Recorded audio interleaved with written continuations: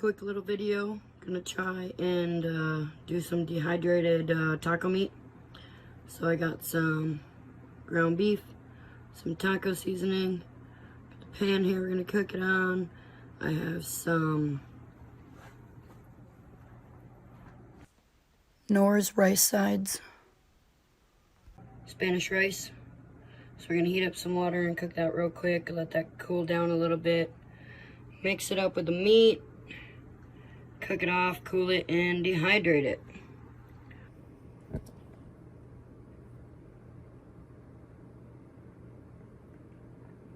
Funny story, I accidentally put a little bit of vegetable oil in there, but I think it'll be okay.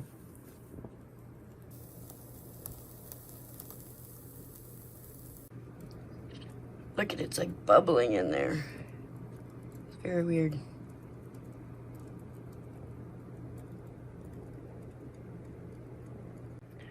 Okay, do not do that. It like will go out when I put it on there. Then it'll get oxygen. It'll flame right back up. Like, it's crazy. So I'm gonna let this do its thing and burn out. After I finally get the water boiling, I pour that into my rice sides and I let that cook up in my pot cozy. Then I start browning the hamburger. And this is where I mess up a little bit. After I brown the hamburger, I forgot to drain the grease out. That's really important to do that because the grease, when it dehydrates, it's not going to dehydrate very well. It can make your stuff go rancid.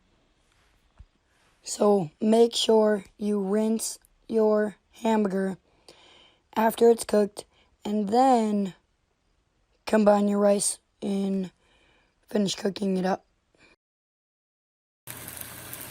Oh, I gotta put the taco seasoning in.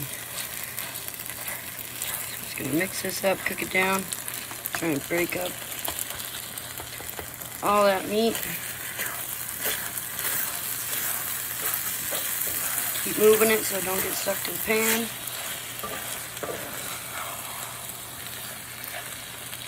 Got this little guy at a garage sale today. Little GSI outdoor spatula. It's holding up really well in this cast iron skillet. I'm very, very surprised. So we're just gonna keep cooking this off. I thought I had too much rice when I first put it in there to combine, but now, get that off there. Thinking it's like the perfect amount. It's about a pound of rice and a bag of the Lipton. The North side, sorry, it's actually Lipton brand. So we'll just finish cooking that off. Put the taco seasoning in. Probably turn the heat down now. It looks like it's mostly done. Gonna shut that off. Alright, so to make your parchment piece like this here, just take a piece of parchment, fold it up into a square, and then I just kind of line it up. So that's kind of like right in the middle. And then I'm just going to make a mark. And make sure that's still lined up and make a mark. And then I'm just going to kind of cut from here to here. It's probably going to be too big, but then I'll trim it down. I'd rather have it too big than too little. And then I'm just going to cut right there. Cut that off to make the circle in the middle.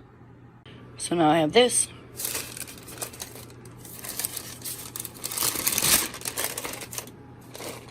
Gonna kind of, and it's too big, and I just kind of go around and make a mark.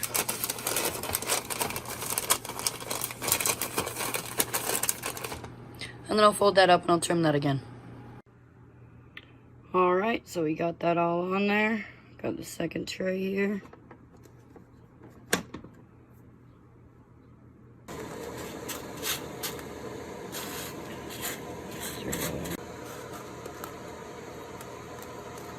A couple little chunks still need to be broken up. It's definitely getting there though. feel it. One thing I didn't do, and I realized as soon as I started like stirring it around when it was dehydrating, was rinse my meat. So make sure and do that, people.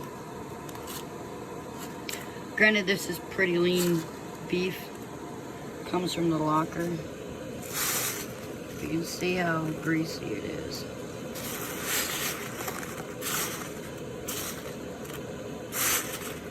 Alright, once it's dehydrated, I go ahead and put mine in a food saver bag, and then I'm going to throw it in the freezer until I need it. And then when I need it, I'm going to pull it back out, let it thaw, throw it in my backpack, throw it in the car, do whatever.